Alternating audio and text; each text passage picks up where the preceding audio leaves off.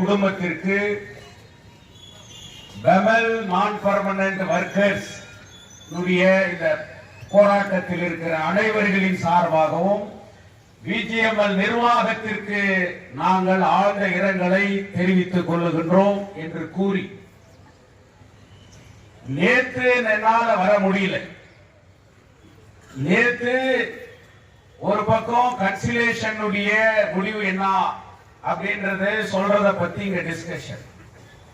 ஆனா அதே மேனேஜ்மெண்ட் உங்க கேஸ்ல உங்களுக்கு சாதகமா ஆர்டர் ஆயிடக்கூடாது அப்படின்ட்டு எவ்வளவு முயற்சி எடுத்து, அதுவும் ஹைகோர்ட்ல இருக்கக்கூடிய ஒரு டீம் ஆஃப் லாயர்ஸ் கூட்டின்னு வந்து அவங்க வந்து கோர்ட்ல அதுக்காக எல்லா முயற்சிகளையும் அவங்க பண்ணாங்க. அதனால அந்த நேரத்தில் என்னால இங்க வர முடியல. எல்லோருடைய மனசும் சஞ்சலமாக்குது. அடுத்து என்ன, நாம வீணா போயிட்டோமா, நம்மளுடைய போராட்டம் வீணா போயிடுச்சா அப்படின்னு சொல்லிட்டு இன்னைக்கு ஒரு தெளிவான மனநிலையில் இல்லாத ஒரு சூழ்நிலை இங்கே சூழ்ந்து இருக்கிறது. நீங்கள் தான் வென்றீர்கள் என்பதிலே காலம் உங்களுக்கு உணர்த்தும். நீங்க நினைச்சுக்கிறீங்க நாம ஏதோ அப்படின்னு சொல்லிட்டு பந்தல் போடுற அன்னைக்கு எப்படி சஞ்சலத்தோடு கலங்கி நின்று மழையோட நின்னீங்களோ, இன்னைக்கு அதே சஞ்சலத்தில் இருக்கிறீங்களோ. அதே மழை வருது. இந்த மழை நேரத்தில் நீங்க தெளிவடையணும் அப்படின்றது என்னுடைய வேண்டுகோள். இந்த போராட்டம் உங்களுடைய சார்ட்டர் ஆஃப் டிமாண்ட்ஸ் ஒரு தொழிற்சங்க, அது ஒரு யூனியன் மேனேஜ்மெண்ட் அணுகுது. மேனேஜ்மெண்ட்டுக்கு ஒரு சார்ட்டர் ஆஃப் டிமாண்ட்ஸ் அவங்க கொடுக்கறாங்க. அவங்க பேச்சுவார்த்தை பண்ணல அப்படின்னு சொல்லும் போது அவங்க அது நெக்ஸ்ட் ஆப்ஷன் என்ன ஆகுது அப்படின்றது மேல அவங்க லீகலா தொழிற்சங்கத்துல என்னென்ன முறைகள் இருக்கிறதோ அந்த முறைகள்ல அவங்க அப்ரோச் பண்றாங்க. அந்த அப்ரோச் தான் கன்சிலேஷன்ல இன்னைக்கு அது மேல நடந்துட்டு இருக்கு. நீங்க ஆழமா யோசிக்கணும். நீங்க கடந்த ஆண்டு, ஏன்னா உங்க கேஸ் பேப்பரை நான் எல்லாத்தையும் பார்த்ததுல இருந்து எண்ணிலிருந்து நீங்க உங்களுடைய டிமாண்ட்ஸ் நிர்வாகத்துக்கு நீங்க முன்வைக்கிறீங்க அப்படின்றத பார்க்கணும். நீங்க என்னைக்கு அவன் ஆன்லைன்ல கால்ஃபர் பண்ணானோ அதனால நீங்க எங்களுடைய சார்ட்டர் நாங்க என்ன அக்ரிமெண்ட் பண்ணி இருக்கிறோமோ அதை ப்ரீபோன் பண்ணி நீ எங்களோட பேசணும் அப்படின்னு சொல்லி ஒரு தொழிற்சங்கம் எந்த அளவுக்கு நிர்வாகத்தை அணுகுமோ அந்த எல்லா விதமான முயற்சியும் கடந்த ஆண்டு நவம்பர்ல இருந்து, அதுக்கு முன்ன செப்டம்பர்ல இருந்து நிர்வாகத்தை உங்களுடைய யூனியன் பல்வேறு விதங்களில் அணுகி இருப்பதை எல்லாரும் அறிவீர்கள். அதனுடைய கேஸ் கோர்ட்டுக்கு போகாததுக்கு முன்னாடி ஹைகோர்ட்ல அந்த நோட்டிபிகேஷன் மேல கூட போய் அது மேல ஒரு ஆர்டர் ஆகி அது மேல கூட ஒரு அப்சர்வேஷன் இருக்குது. அந்த அப்சர்வேஷன் லிபர்ட்டி, அந்த அப்சர்வேஷன் ரொம்ப முக்கியமானது. நாளைக்கு மத்திய அரசு நிர்வாகம் அதன் மீது கூட ஒரு அழுத்தமான முடிவு எடுக்கும். இந்த கோர்ட்ல பர்மிஷன் இவங்க பெமல் கிட்ட போராட்டம் பண்ணக்கூடாதுன்றதுக்கு வர்றதுக்கு முன்னாடியே நீங்க கேவேட் போட்டீங்க.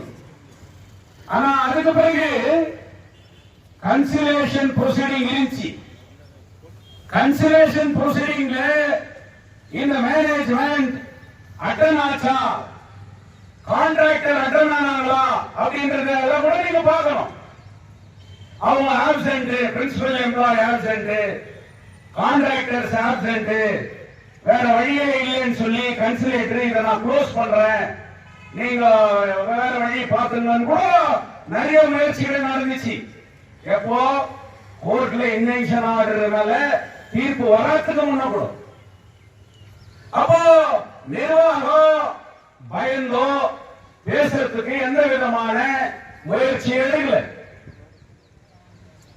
லீகலா நீங்க ஸ்ட்ரைக் நோட்டீஸ் கொடுத்திருக்கிறீங்க. இது இல்லீகல் ஸ்ட்ரைக் இல்ல, இல்லீகல் ஸ்ட்ரைக் சொல்லி டிக்ளேர் பண்ண முடியாது. சோ மேனேஜ்மெண்ட்டுக்கு நோட்டீஸ் கொடுத்த 21 நாள் ஆன பிறகு அப்ப கூட கோர்ட்ல சொல்றாங்க போய் பேசுற ஏதாவது வாய்ப்பு இருக்குதா, நாங்க ரெடி. ஆனா அவங்க ரெடி இல்ல அப்படின்ற சூழ்நிலை வந்த பிறகு ஒரு ஆர்டர் ஆச்சு. இங்க பர்மிஷன் வாங்கணும், இங்க உட்கார்ந்து இருக்கிறோம். இது ஒரு முறை. இந்த போராட்டத்தினுடைய வலிமையை ஒவ்வொரு தொழிலாளர்களும் சாதாரணமாக நினைத்துவிடக் கூடாது. உங்களுடைய போராட்டங்கள் எத்தனையோ போராட்டங்கள் நடந்திருக்கலாம். ஆனால் இந்த போராட்டம் தேசிய அளவிலே ஒரு திருப்பு முனையை ஏற்படுத்திய போராட்டம். எங்களை யாராலும் மறுக்க முடியுமா? மத்திய மந்திரி இந்த பந்தலுக்கு வந்து போனது ஒரு மிகப்பெரிய திருப்பு முனை இல்லையா? சிஐடியுடைய அகில இந்திய பொதுச் செயலாளர் இன்னைக்கு கடிதம் எழுதி ராஜ்நாத் சிங்கை பேச வைக்கிறாரு. அது ஒரு அகில இந்திய திருப்பு முனை இல்லையா? சிபிஐ பாராளுமன்ற உறுப்பினர் இன்னைக்கு ஒரு கருத்து, ஒரு கடிதத்தை இன்னைக்கு ராஜ்நாத் சிங் எழுதுறாங்களே, அதனுடைய இது இல்லையா? எம்டிஎம்கே எம்பி இன்னைக்கு துரை வைகோ 0 ஓவர்ல क्वेश्चन இந்த ரைஸ் பண்ணி சபாநாயகர் கொடுத்திருக்காரு. அது ஒரு நேஷனல் இஷ்யூ இல்லையா? இன்னைக்கு கோலார் மாவட்டத்தினுடைய எம்பி ராஜ்நாத் சிங் அவர்களை பார்த்து நேரடியா இது மீது நீங்க முடிவெடுங்கன்னு சொல்லிட்டு பேசுறாங்களே, இதுக்கு வேலை இல்லையா? கேஜிஎஃப் எம்எல்ஏ நேரா போய் உட்கார்ந்து பேசி இன்னைக்கு அதன் மீது நீங்க ஆக்ஷன் எடுக்கணும்னு சொல்றாங்களே, இது போராட்டத்தினுடைய அழுத்தம் இல்லையா? இத்தனை முயற்சிகளுக்கு மேலே தங்கவயல்ல சுமார் ஒரு 20 ஆண்டுகளுக்கு பிறகு தங்கவயலே திறந்து உங்க பந்தலில வந்து இன்னைக்கு தங்கவயலில் இருக்கக்கூடிய சாதாரண மக்கள் கூட புரிந்து கொண்டு பிஜேபி போராட்டம் தான் உங்களுக்கு தெரியும். ஆனா இன்னைக்கு நீங்க அவசரப்பட்டு அவதிப்பட்டு இருக்கக்கூடிய இந்த போராட்டங்கள் ஒவ்வொருத்தரும் பேசுறாங்க. தோழர் திவாகரும் தோழர் சாந்தம் ட்ரெயின்ல பிரச்சாரம் பண்ண விதம் முப்பாட்டம் தோழர்கள் தங்கவயல் தொழிலாளர் போராட்டத்திற்காக ஒரு பிரச்சார இயக்கத்தை பிரச்சாரம் பண்ண மாதிரி அவங்க பிரச்சாரம் பண்ணாங்க. இன்னைக்கு தினப்பயணிகள் மத்தியில அது போய் சேரலையா? இதற்கு பிறகுதான் தங்கவயலில் ஒன்றுபட்ட கேஜிஎஃப்பை பாதுகாத்த இந்த போராட்டத்தை பாதுகாக்க வேண்டும் என்று சொல்லி ஒரு சாலிடாரிட்டி கமிட்டி அமைத்த பிறகு அவர்கள் போராட்ட விதிமுறைகளை அறிவித்த பிறகு இன்றைக்கு நீதிமன்றத்திலே கூட இன்றைக்கு வாதங்களை பார்க்கிறார்கள். இன்னைக்கு நிர்வாகத்தை அவ்வளவு ஈஸியாக நினைச்சாங்க. இந்த இன்டெலிஜென்ஸ் ரிப்போர்ட் டெல்லி டிஃபென்ஸ் வரைக்கும் போகுது, police report Delhi home minister வரைக்கும் போகுது. இன்னைக்கு கண்காணிக்கிறாங்க, எப்படி பேசுறாங்க, எப்படி போராடுறாங்க, எப்படி ஆதரவு இவர்களுக்கு திரும்பி வருகிறது இப்படின்றதெல்லாம் அரசாங்கம் ரெக்கார்ட் பண்ணுது. அதனுடைய அழுத்தம் தான் இன்னைக்கு பங்கார்பேட் கோர்ட்ல அந்த கேஸ் வரும்போது அவங்களுடைய ஹைகோர்ட் லாயர் வச்ச சப்மிஷன், அதே லாயர் ட்ரையல் கோர்ட்ல ஜூனியர் டிவிஷன் கோர்ட்ல ஆர்கியூமெண்ட் பண்ண விலை என்ன? ஜூனியர் டிவிஷன் அவர் ஆர்கியூமெண்ட் பண்ணும்போது உங்களை தொழிலாளியாவே கன்சிடர் பண்ற, இவங்களுக்கு சம்பந்தமே இல்லை அப்படின்னு சொல்லிட்டு ரொம்ப இதோ ஆர்கியூமெண்ட் பண்ணாரு. ஆனா அதே வாங்கி பங்கார்பேட் கோர்ட்ல ஆர்கியூமெண்ட் பண்ணும்போது இல்ல கன்சிலேஷன் இஸ் பெண்டிங், நாங்க சால்வ் பண்ணிக்கிறதுக்கு தயாராகிறோம், நாங்க பேசுறோம் சொல்லிட்டு அவங்களுடைய ஸ்ட்ராட்டஜி மாறுது. ஆனா நேற்று நடந்த கன்சிலேஷன் ப்ரொசீடிங் நம்ம உங்க சிஐடி செல்லுடைய லாயர் ஒரு பேஷ்வா அவர் வந்து என்கிட்ட காப்பியை அவர் ஃபார்வர்ட் பண்ணியிருந்தார். ஒரிஜினல் காப்பி எனக்கே ஃபார்வர்ட் பண்ணி இத வந்து நீங்க ஒரு பிரிண்ட் எடுத்து ஜட்ஜி கிட்ட இதை கொடுங்க அப்படின்னு சொல்லிட்டு என்ன கேட்டார். ஜட்ஜி எல்லாத்தையும் படிச்சார். இங்க நீங்க பேசுனீங்க, அங்க அது மேல கிளாரிபிகேஷன் கேட்டார். நேற்று வந்த தோழர்கள் நீதிமன்றத்தில் பார்த்திருப்பீங்க. நம்ம சைடுல நீதிபதி ஆர்குமெண்ட் பண்ணார். எத்தனை கொஸ்டின் கேட்டார்? மேனேஜ்மெண்ட் கேட்டார். கான்ட்ராக்டர் பார்ட்டி பண்ணிக்கிறியா? தீர்ப்பு 12ஆம் தேதி எப்படி வருது பாருங்க. கான்ட்ராக்டர் இந்த கேஸ்ல நீ பார்ட்டி பண்ணிக்கிறியா? Court question. இவங்க ஸ்டேஞ்சரா? இவங்க இந்த தொழிலாளிக்கு ஒன்றும் சம்பந்தம் இல்லைன்னு சொல்றியே, அப்ப நீ அவங்க மேல இன்னைக்கு இன்வென்ஷன் ஆர்டர் கேட்கிற? அவங்கள ஏன் நீ கோர்ட்ல வந்து அவங்களுக்கு எதிராக நிக்கிற? அப்ப அவங்க அந்த ப்ரொடக்ஷன் அவங்களுக்கு சம்பந்தம் இல்லையா? அவங்க போராட்டம் பண்ணிக்கிறது பிஜிஎம்எல், அவங்க இஷ்யூ இருக்கிறது எந்த இடத்துல? ஏன் அவங்க மேனேஜ்மெண்ட் முன்னாடி அவங்க போராட்டம் பண்ணக்கூடாது? இப்படி பல்வேறு விதமான கேள்விகளை எழுப்பினார். அவர்களோ கன்சிலேஷன் லெட்டர்ல 9/12 என்ற டேட் இருக்குது. ஏன் 12th டேட் கொடுத்தார் ஜட்ஜ்? அப்ப 9th கன்சிலேஷன் இருக்குது இல்லையா? கன்சிலேஷன்ல யூனியன் என்ன வச்சிருக்கிறாங்கன்றதை நீங்க அந்த லெட்டர் கூட படிக்கணும். யூனியன் கிளியர் கட்டா தொழிலாளர்களுக்கு நீங்க விக்டிமைசேஷன் பண்ணக்கூடாது.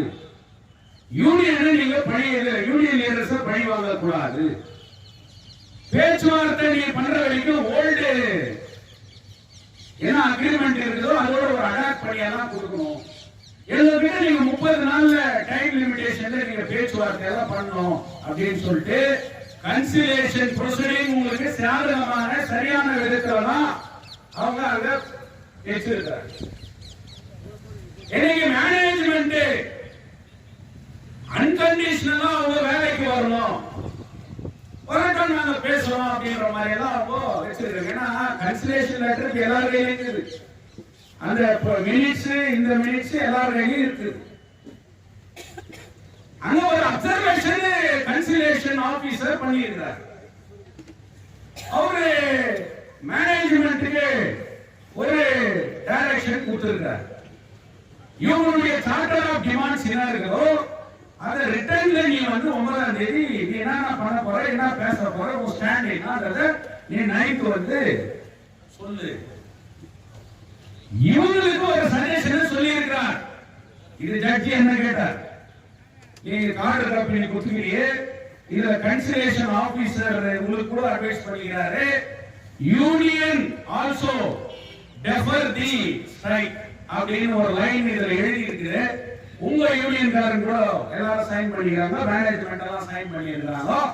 நீ என்ன சொல்ற அவங்க சார்பா அப்படின்னு சொல்லிட்டு. சோ அந்த இடத்துல கூட நான் என்ன சொன்னேன், இப்ப கூட மேனேஜ்மெண்ட் தரப்புல இவர் பேசுறாரு. இவர் ஏதாவது அண்டர்டேக்கிங் எடுத்துக்கிட்டோம், இவர் இங்க கூட வாதம் வேற மாதிரி தானே இன்னைக்கு வைக்கிறாரு. அங்க வேற மாதிரி பேசுறாங்க, இங்க வேற மாதிரி பேசுறாங்க அப்படின்றதெல்லாம் நான் சொன்னேன். இங்க என்னுடைய ஸ்டாண்டு கன்சிலேஷன் மேல என்ன முடிவு எடுக்கணும் அது உங்க யூனியன் எடுக்கணும். இங்க இருக்கக்கூடிய தொழிலாளர்கள் சார்பாக நான் இந்த தொழிலாளர்களுடைய நிலைப்பாடு என்ன இருக்கிறதோ, இந்த தொழிலாளர்கள் உறுதிமிக்க அவர்களுடைய போராட்டம் சிதைந்துவிடக் கூடாது என்பதிலே மீண்டும் மீண்டும் நான் எச்சரிக்கின்றேன். சகோதரர் சிவகுமாரே நான் கேட்கிறேன், 4 யூனியன் இருக்கிறீங்க, மாடுகள்